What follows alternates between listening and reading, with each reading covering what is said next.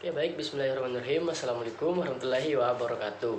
Perkenalkan, saya Muhammad Fauzi, mahasiswa Universitas Negeri Makassar, Fakultas Ilmu Pendidikan, jurusan Psikologi Pendidikan dan Bimbingan, Prodi Bimbingan dan Konseling angkatan 2019. Nah, dalam video kali ini saya akan sedikit menampilkan ataupun membahas mengenai gender dan implikasinya dalam masyarakat serta cara mengatasi permasalahan gender tersebut. Nah, langsung saja masuk pada materinya. Jadi, gender ini adalah perbedaan peran, atribut, sifat, sikap, dan perilaku yang tumbuh dan berkembang di dalam masyarakat.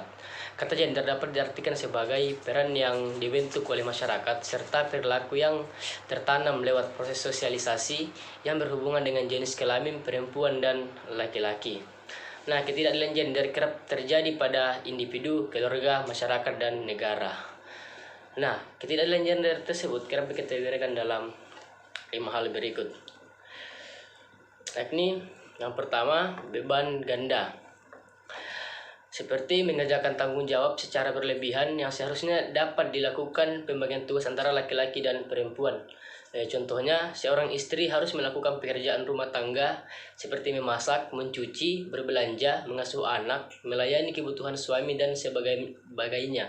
Sementara, sang suami juga bekerja di luar rumah, sedangkan suaminya hanya bekerja saja tanpa mengerjakan tugas rumah tangga. Ya, rumah tangga yang umumnya dilakukan oleh istri. Yang kedua, yakni peminggiran atau marginalisasi. Nah, pada perempuan tidak dapat berkontribusi dalam suatu aspek atau bidang pekerjaan tertentu karena stereotipe tertentu yang melekat cukup lama pada perempuan. Contohnya, perempuan adalah individu yang lemah, terlalu perasa, sensitif, dan cengeng. Karena fungsi reproduksi yang dimiliki perempuan dianggap akan menghambat perempuan tersebut. Adapun contohnya yakni pekerjaan yang berkaitan dengan pembangunan gedung dan sebagainya. Misalkan pekerjaan yang berat. Minim kontribusi perempuan karena perempuan dianggap lemah secara fisik dan psikologis. Fungsi reproduksi perempuan dinilai akan menghambat pekerjaannya ketika perempuan haid atau hamil ataupun menyusui. Selanjutnya yakni kekerasan. Ya, terjadi kekerasan perempuan antar laki-laki dianggap lemah dan ditundukkan. Terjadi karena adanya narasi tubuh perempuan sebagai objek seksual. Contohnya kekerasan fisik, contohnya kekerasan fisik, misalnya dipukul atau ditampar. Yang kedua, kekerasan seksual seperti dipegang pada bagian tubuh tak tertentu. Yang ketiga, kekerasan psikologis, ucapan menyakiti ataupun memberikan kata-kata kotor. Selanjutnya, pembelaan. Nah, pembelaan yang melekat pada jenis kelamin dan berhubungan dengan fungsi dan perannya yang tidak mengandung kebenaran mutlak. Pada perempuan, tugas pokoknya adalah memasak, mencuci, mengasuh anak, dan tugas rumah tangga lainnya. Dan perempuan juga dianggap sebagai makhluk yang lemah, cengeng, perasa, dan sensitif. Sedangkan laki-laki memiliki tugas pokoknya adalah bekerja untuk mencari nafkah, tidak boleh menangis, kuat, tidak perasa, galak, tidak rapi.